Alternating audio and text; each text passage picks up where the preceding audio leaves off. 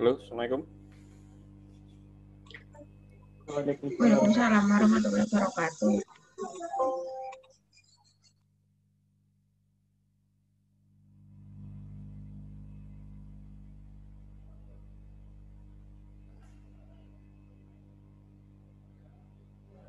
Baik,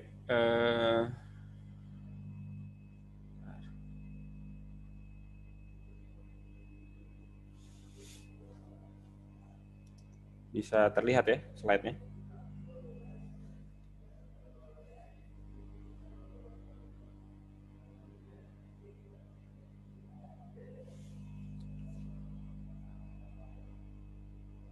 Oke, sebelum saya mulai, seperti biasa saya mengingatkan, silakan absen dulu di OCW.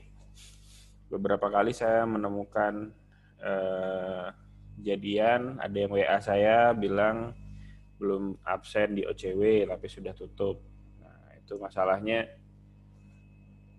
saya juga nggak bisa ngapa-ngapain kalau sudah begitu, karena saya tidak bisa mengabsenkan Anda di OCW ya.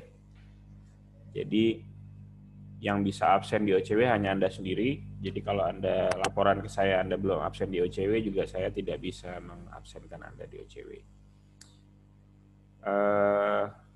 Seperti biasa juga saya sering minta Anda untuk buat backup absen ya. Ini nama, tapi ini hanya untuk kalau kejadiannya OCW-nya error. Kalau OCW-nya error dan tidak ada yang bisa absen via OCW, maka saya bisa kasih copy absen via chat ke admin. Kejadiannya kalau misalkan OCW-nya error. Tapi kalau OCW-nya tidak error, maka kita akan pakai data yang ada di OCW. Jadi silahkan absen dulu. Hari ini saya buka lumayan panjang sampai jam 6 sore ya. Tapi sebaiknya kalau Anda bisa buka OCW sekarang, silahkan buka sekarang. Supaya nggak lupa. Ya. Oke, tadi sebelum kuliah ini dimulai, saya sudah buat pengumuman untuk Anda menonton dulu 2 video pendek ya. Itu overview tentang bagaimana kita melakukan pengukuran temperatur. Tapi dari sekian banyak metode pengukuran temperatur, setidaknya ada 2 metode yang paling umum dipakai di industri untuk pengukuran temperatur. Yang pertama adalah metode pengukuran temperatur menggunakan termokouple ya. Termokouple. Dan yang kedua adalah yang basisnya electrical resistance thermometry. Secara khusus yang sering dipakai adalah yang basisnya RTD, Resistance Temperature Detector. Jadi kalau kita bicara industrial temperature measurement, itu umumnya nggak akan jauh-jauh dari 2 ini. Jarang sekali di industri, kecuali untuk aplikasi tertentu, menggunakan pengukuran basisnya infrared, seperti yang selalu kita temui kalau kita mau masuk ke mall itu ya, kita diukur kulit kita memakai infrared thermometer. Itu sangat jarang dipakai di industri. Kenapa? Karena itu punya masalah dengan akurasi. Pengukuran yang berbasis infrared itu sangat rentan interferensi dari objek yang tidak sedang ingin diukur. Jadi kalau yang dikejar adalah akurasi, seperti misalkan pengukuran temperatur di heat exchanger, boiler, atau heater semacamnya, maka pilihan yang paling umum adalah basisnya biasanya 2 ini. Kalau tidak termokouple, ya RTD. Termokouple Anda bisa baca di buku dan coba bisa cari di videonya di internet. Sudah sangat banyak sekali overview pengukuran dengan basis termokouple. yang hari ini saya akan bahas adalah yang basisnya electrical resistance thermometry. Jadi secara umum kalau kita bicara kategorinya adalah electrical resistance thermometry, itu kelasnya ada dua ya. Yang pertama adalah resistance temperature detector dan yang kedua adalah thermistor. Bedanya apa? Bedanya kalau yang pertama RTD ini bahannya metal ya, atau logam. Macam-macam jenisnya, di antara sekian banyak logam yang paling populer itu yang berbahan platinum ya, atau platina ya. Maka biasanya RTD yang berbahan platina itu secara umum dikenal jenisnya namanya PT 100 ya. PT-nya adalah platina, 100-nya adalah biasanya referensinya adalah 100 ohm. Kalau thermistor, dari sisi bahan, ini bahannya adalah semikonduktor. Ya. Bahannya semikonduktor, secara jenis ada dua, jenisnya ada yang NTC, ada yang PTC. Ya. Ini di video pasti sudah sempat disinggung. Nah, dua-duanya dari namanya, basisnya adalah resistance ya. Jadi ketika temperatur berubah, maka resistansinya berubah. Ketika temperatur berubah, resistansi berubah. Nah, bedanya hanya karena dia bahannya berbeda, dia punya range penggunaan yang berbeda. Nah, secara umum grafiknya kurang lebih seperti ini ya. Kalau jenisnya adalah NTC ya, negative temperature coefficient, itu ketika temperaturnya naik, umumnya resistansinya menurun. Maka yang seperti ini adalah NTC. Yang ini juga NTC, ini juga NTC, ini juga NTC. Kalau yang naik seperti ini adalah PTC ya. Positive temperature coefficient. Kita bisa lihat nih, yang contoh yang pertama NTC yang saya garis ini adalah kalau dari legendnya ini adalah germanium ya. Germanium RTD. Germanium ini adalah salah satu bahan logam ya. Jadi ini adalah resistance temperature detector berbahan logam germanium. Ini salah satu jenis RTD yang kalau kita lihat ya, dia digunakan untuk temperatur yang sangat rendah. Ini dalam Kelvin. Ingat, 0 derajat Celcius itu sama dengan 273 Kelvin ya. Jadi ini 0 itu di sini. 273 Kelvin atau 0 derajat Celcius. Saya juga mengingatkan kalau kita menulis temperatur dengan Kelvin, itu tanda derajat tidak perlu ditulis ya. Jadi kalau kita menulis misalkan 100 Kelvin, bukan 100 derajat Kelvin. Tapi kalau misalkan Celcius, 100 derajat Celcius ya. Jadi kalau Kelvin tidak pakai penulisannya, konvensinya tidak menggunakan tanda derajat. Dan Anda tahu 0 Kelvin, sini, 0 Kelvin itu adalah temperatur mutlak ya. Temperatur ketika seluruh molekul dianggap diam ya, tidak bergerak sama sekali. Jadi tidak ada, secara keilmuan sampai hari ini dipercaya bahwa tidak ada temperatur yang bisa lebih rendah dari 0 Kelvin atau minus 273 derajat Celcius. Nah, temperatur yang di range ini ya, di range ini itu kelasnya disebut sebagai daerah cryogenics. Temperatur yang sangat rendah. Nah, kalau batasnya 0 derajat saja di sini, maka germanium RTD ini adalah secara khusus temperatur detektor yang baik digunakan pada temperatur yang sangat rendah atau cryogenic. Sementara kalau kita lihat yang lainnya, misalkan platinum ya, platinum RTD yang ini, yaitu yang ini. Itu tidak terlalu bagus digunakan pada temperatur cryogenik, terutama ketika sudah lewat dari 50 Kelvin ya, lebih rendah dari 50 Kelvin. Kenapa? Karena dia sudah tidak linear.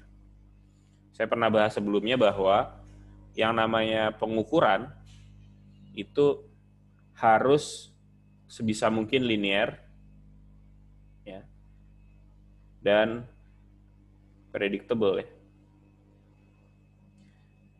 Jadi ketika misalkan kita lihat kurva seperti ini, kita bisa bilang bahwa germanium RTD kalau kita kurvanya ambil sampai sini itu biasanya kita gunakan di bawah 1 Kelvin ya. Di bawah 1 Kelvin kita bisa pakai, atau ketika di atas 1 Kelvin sampai 10 Kelvin misalnya.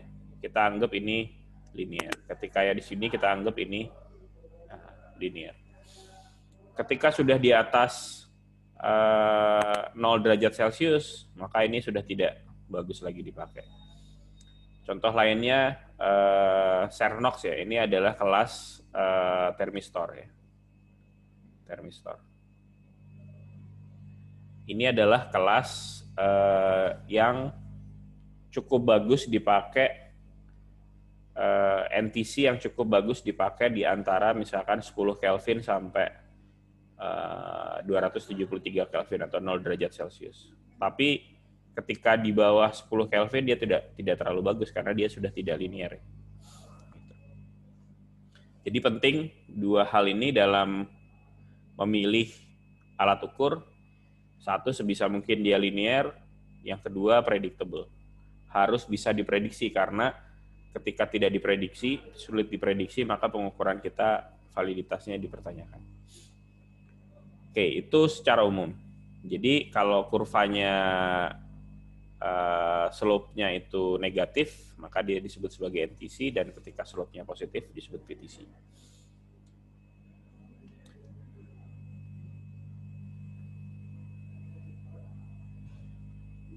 Oke, saya akan secara khusus bahas tentang jenis electrical resistance mesh thermometry yang jenis RTD dulu ya. Untuk jenis termistor Anda bisa baca di buku. Prinsipnya sama bahwa dia perubahan temperatur akan merubah resistansi. Konstruksi umumnya kalau RTD itu secara umum bentuknya seperti ini ya, bahwa ada kabel yang digulung ya, secara jarang-jarang menggulung sebuah material yang non-konduktif ya. Material yang non-konduktif, di sini biasanya ada selubungnya lagi. Bahannya seringkali adalah bahan yang non-konduktif seperti Pyrex. Kemudian bahan yang digulung ini nantinya akan disambung di belakangnya dengan kabel, ya, kabel tembaga begitu, dan kemudian nanti akan diukur resistansinya.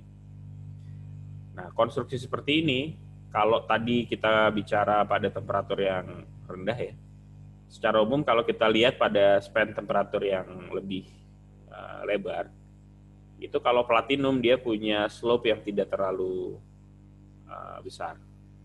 Copper agak sedikit lebih besar, nikel lebih besar, tapi ketika sudah di atas 100 derajat dia sudah cukup non-linear. Sebenarnya hampir semua logam ketika kita lihat pada span yang lebar itu semuanya non-linear. Tapi pada rentang temperatur yang pendek kita bisa anggap dia linear. Kalau misalkan pada span temperatur yang lebar, kita akan anggap dia punya persamaan pendekatan seperti ini ya. Bahwa dia ada resistance referensi dikali 1 ditambah faktor alfa dikali delta temperatur tambah faktor beta delta temperatur kuadrat plus seterusnya ya. ini adalah pendekatan polinomial namanya. Pendekatan polinomial kan tergantung konstantanya, dia bisa menghasilkan kurva yang seperti ini atau kurva yang seperti ini gitu ya. Nah, itu sangat tergantung dengan kombinasi konstantanya. Tapi kalau kita anggap dia nonlinear seperti ini, itu akan sulit kita melakukan pengukuran. Maka biasanya kita anggap dia linear pada rentang tertentu. Misalnya platinum kita anggap rentangnya dari 0 sampai 200 ini. Ya, kita bisa pakai persamaan pendekatan seperti ini. Ya. Nah, secara umum biasanya yang kita gunakan kalau kita menggunakan RTD adalah persamaan seperti ini. R ini adalah nilai resistansi akhir, R0 ini adalah resistansi referensi, kadang pada 25 derajat, kadang pada 0 derajat, tergantung referensi yang diketahui ya. R0 ini adalah resistansi referensi, T0 ini juga adalah temperatur referensi yang tadi kita pakai, entah pada 25 atau pada 0. T ini adalah temperatur yang sedang diukur. Alfa ini adalah tergantung jenis materialnya. Kalau misalkan kita anggap tadi platinum itu punya konstanta alfa 0,003927. Nah, ini konstanta yang satuannya 1 per derajat Celcius ya. Jadi derajat Celcius pangkat min 1. Kenapa? Karena dia dikalikan dengan delta T. Dikalikan dengan delta T. Ini, lagi-lagi catatannya adalah dia hanya valid pada rentang temperatur tertentu.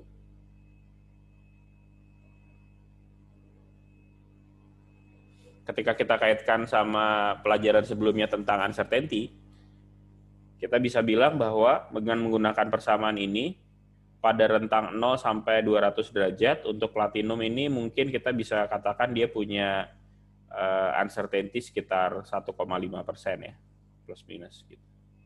Tapi pada rentang temperatur yang lebih lebar, misalkan sampai 600, ini bisa naik sampai 6% misalnya, uncertainty-nya. Jadi kenapa seperti itu? Karena sudah tidak valid lagi ya sebetulnya. Ini kan persamaan pendekatan dari karakteristik. Ini dapatnya dari mana? Ya kita ukur aja. Platinum ketika misalkan diberi temperatur tertentu, maka dia punya nilai resistansi tertentu.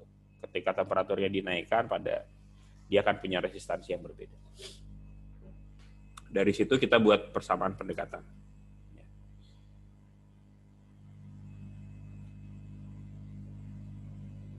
Oke, sampai sini ada pertanyaan dulu? Oke ya, cukup jelas ya. Ini hanya satu jenis temperatur detektor saja. Kita ambil contoh saja. Misalkan kalau kita punya sebuah RTD berbasis platinum, itu namanya resistansi ya. Namanya resistansi. Ya. Ini adalah katakan PT100 ya.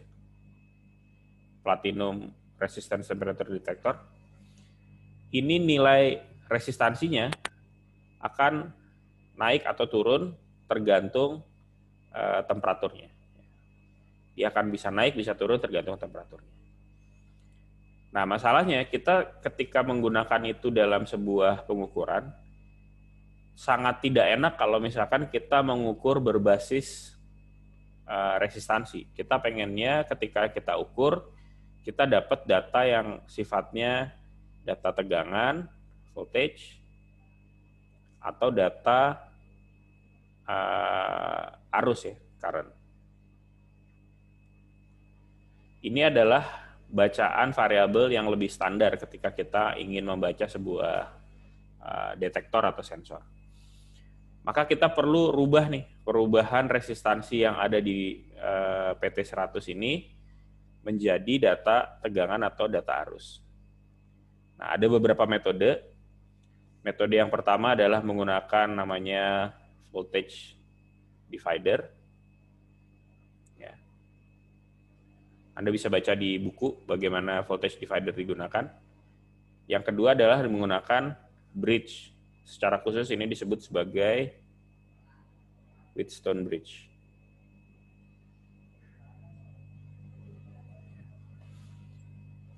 Jembatan Wheatstone. Wheatstone bridge ini terdiri dari 4 buah resistor, 1, 2, 3, 4. Dan nilai tegangan yang dihasilkan adalah basisnya kesetimbangan dari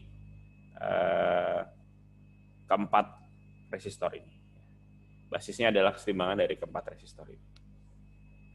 Oke, kita coba analisa studi kasusnya ini ya.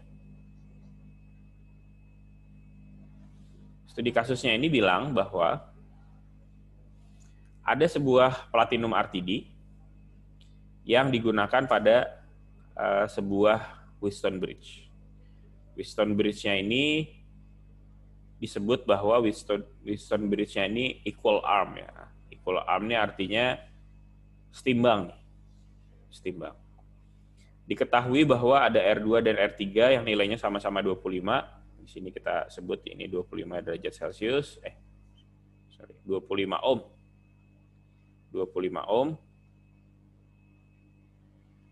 Di sini juga 25 ohm. Kemudian diketahui bahwa RTD-nya ini punya resistansi 25 derajat pada temperatur 0 derajat. Punya resistansi 25 ohm pada temperatur 0 derajat. Sehingga kita ketahui bahwa R0-nya ini adalah 25 ohm pada T0 0 derajat Celcius. Tadi kita ketahui bahwa rumusnya RTD itu adalah R sama dengan R0 1 ditambah alfa dikali T dikurang T0. Ini adalah platinum. Karena ini platinum, maka konstantanya tadi 0,03927 ya. Maka di sini alfanya adalah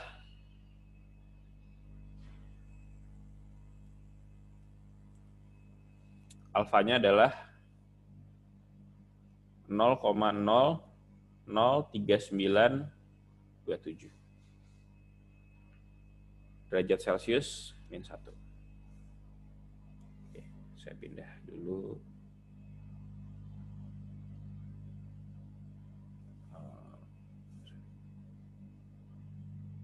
Saya tulis di atas saja. Alfa adalah 0,003927 derajat Celcius pangkat min 1. Oke.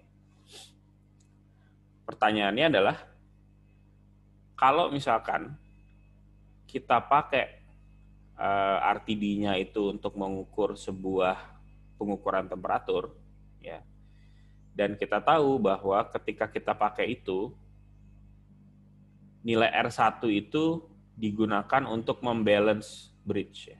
Nah, saya bahas dulu tentang bridge-nya. Ya. Bridge itu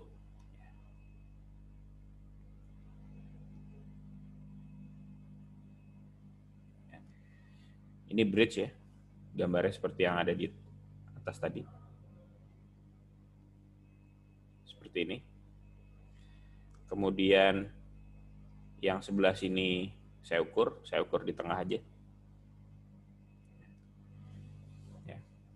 Ini adalah R1, R2, R3, R4 gitu ya. Ketika saya punya bridge seperti ini, ya, nilai tegangan yang ada di sini itu adalah, saya sebut ini V2, yang ini V1. Oh, ini aja, ini V1, ini V2. Nilai V itu sama dengan V1 dikurang V2. Apa itu V1? V1 itu adalah pembagian tegangan yang diakibatkan dari rasio resistor. Ya. Kita lihat bahwa nilai V1 atau tegangan yang ada di sini, kalau kita gambar, ini adalah arus yang mengalir dari baterai, kemudian belok ke sini, ke bawah, dan naik lagi ke atas. Ini adalah I. Kemudian arus yang lewat ke 2 juga seperti itu. Saya sebut yang ini I1, yang ini sebut I2. Pertama kita tinjau yang I1 ya. I1 itu atau arus yang lewat ke jalur ini itu pasti sama dengan arus yang lewat ke R1 sama dengan arus yang lewat di R2. Arus I1 itu sama dengan, saya punya tegangan sumber di sini, V sumber dibagi R1 plus R4. Sementara arus yang lewat ke R1 itu sama dengan tegangan di antara R1 ya, VR1 dibagi R1. Yang kedua adalah tegangan yang ada di antara R4, ini R4 sorry, VR4 dibagi nilai R4. Ini adalah konsep yang dikenal sebagai hukum Kirchhoff ya, bahwa arus yang melewati satu rangkaian tertutup itu pada setiap titiknya sama ya, pada setiap titiknya sama. Karena ini satu jalur ya, satu jalur. Maka anggaplah kalau misalkan Anda punya pipa yang mengalir ke sini, yang mengalir di komponen pertama dengan komponen kedua itu pasti sama ya. Oke.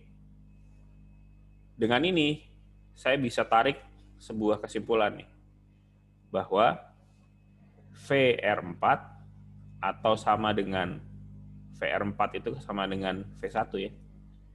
V1 itu sama dengan R4 dibagi R1 plus R4 dikali Vs. Saya ambil komponen yang ini dengan yang ini. Menjadi seperti ini. Jadi R4 V1 ya adalah R4 dibagi jumlah dari ini. Artinya sisi yang lebih dekat dengan kutub negatif ya dibagi total jumlahan ini dikali dengan V sumber.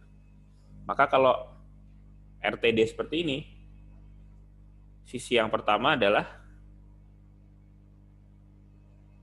yang ini saya hapus.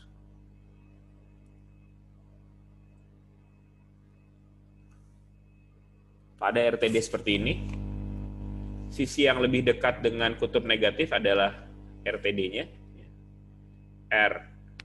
RTD dibagi R1 plus RTD dikalikan dengan E1 itu sama dengan, saya sebut saja di sini V1. Dengan cara yang sama, saya juga bisa dapat untuk yang kedua ya, bahwa V2 itu sama dengan sisi yang lebih dekat dengan kutub negatif, R3 dibagi R2 plus R3 dikalikan dengan E1. Ketika disebut dia balance, maka V1 harus sama dengan V2. V1 harus sama dengan V2. Sehingga saya bisa tulis di sini R3 dibagi R2 plus R3 dikali E1 itu sama dengan ini.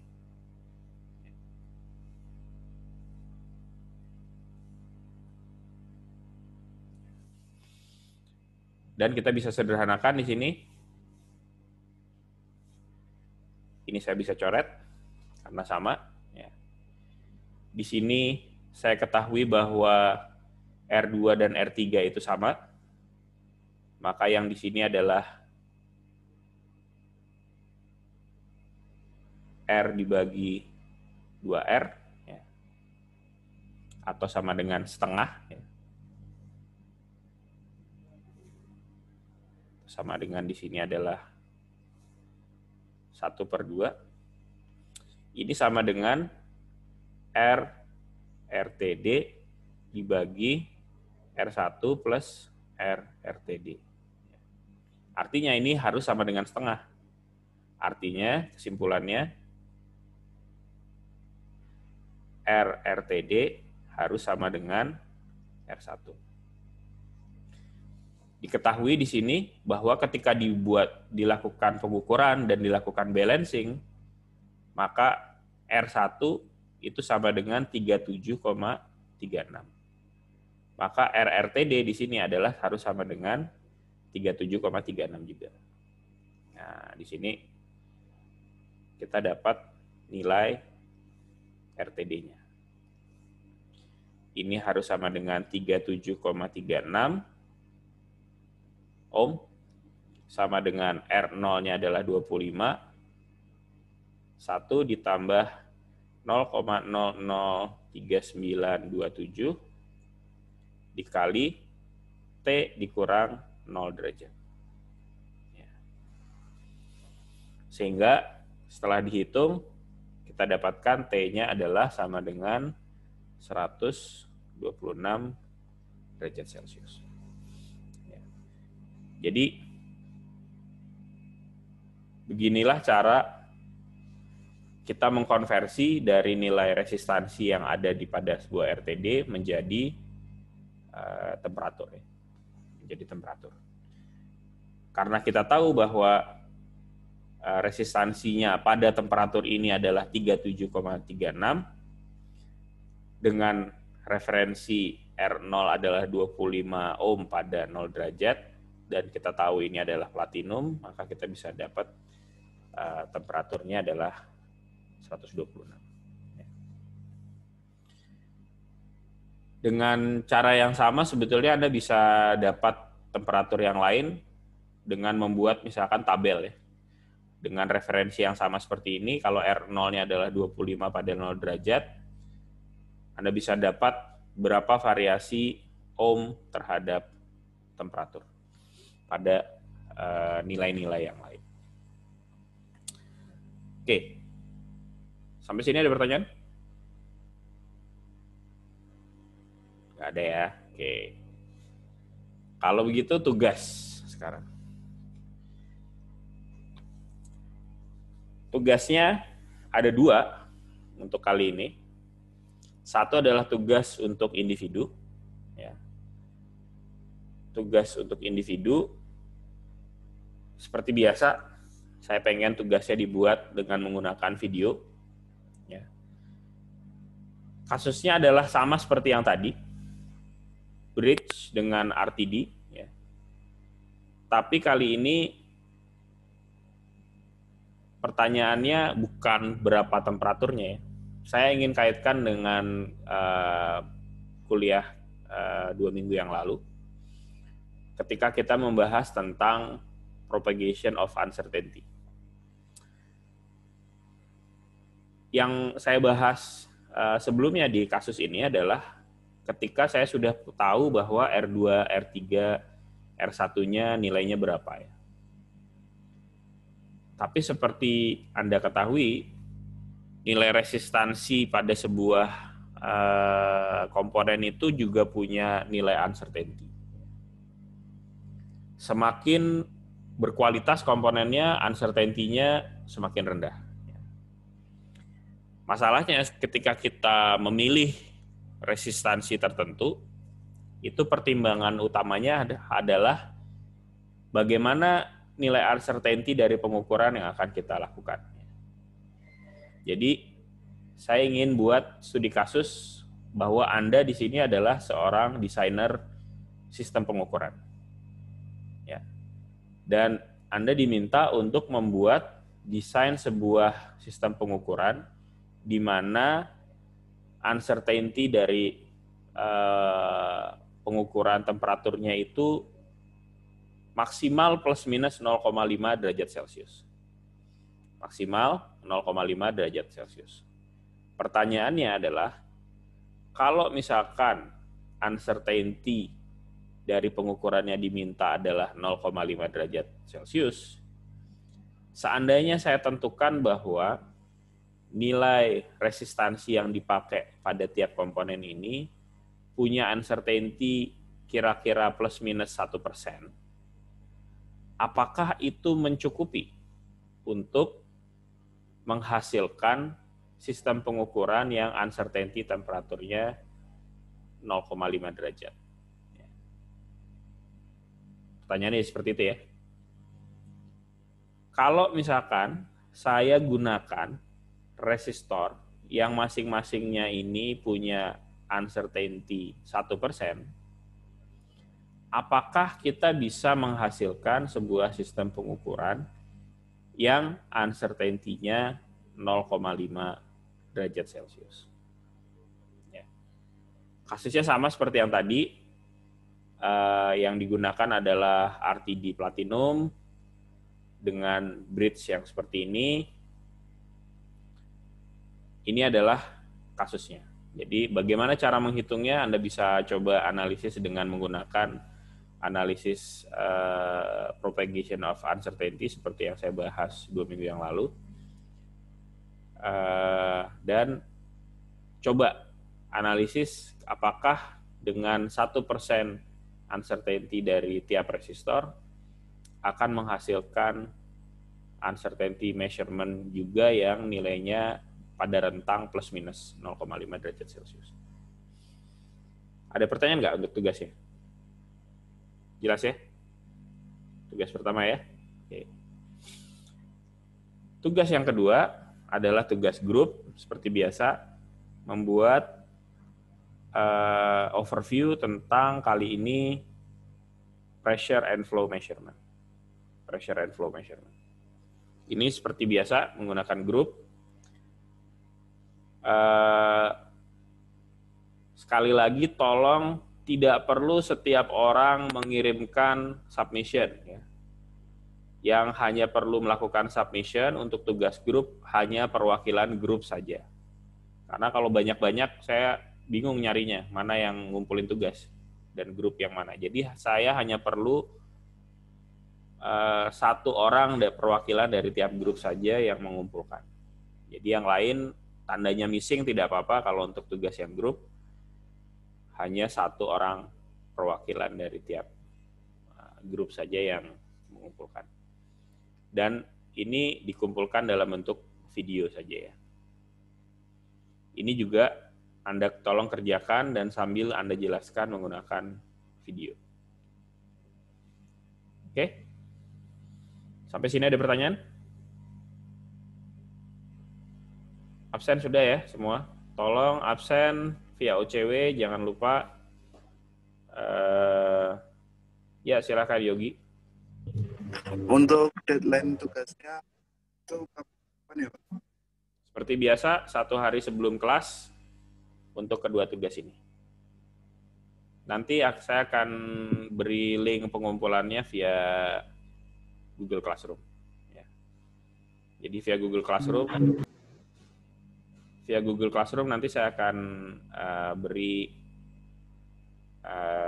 link pengumpulannya. Hari ini mungkin belum ada, mungkin besok saya akan kasih link untuk pengumpulannya. Sekali lagi, untuk tugas individu seperti biasa masing-masing, tapi kalau untuk tugas kelompok, jangan setiap orang ngirim submission. Nah, itu nanti jadi bingung yang mana yang perlu dinilai ya. Hanya satu orang saja dari tiap grup yang perlu mengumpulkan tugas. Ada lagi pertanyaan? Pak, saya izin bertanya. Ya, silakan Roni. Pak, untuk tugasnya itu berarti pengumpulannya dua-duanya dalam bentuk video semua ya, Pak? Iya, dua-duanya dalam bentuk video. Baik, Pak. Terima kasih. Oke ya, cukup jelas ya? Baik. Saya tunggu tugasnya minggu depan, hari Senin ya berarti ya. Senin seperti biasa, batasnya Senin tengah malam. Ya. Supaya tidak ada alasan koneksi terhambat, sebaiknya Anda coba untuk upload tidak 1 menit sebelum waktu pengumpulan ditutup ya. Tolong Anda upload lebih awal.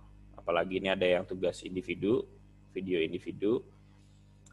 Sebetulnya kalau Anda kesulitan untuk upload via Google Classroom, di situ ada pilihan untuk mengumpulkan via link Google Drive ya. Sebagian dari Anda mungkin sudah tahu, tapi kalau ada yang belum tahu, email Anda yang @student.uns itu punya kapasitas Google Drive yang saya ketahui itu unlimited ya.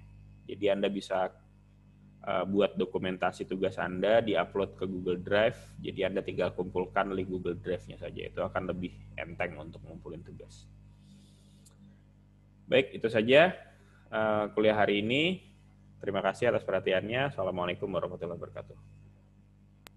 Waalaikumsalam. Waalaikumsalam. Terima kasih, Pak. Terima kasih banyak, Pak. Ya, sama-sama.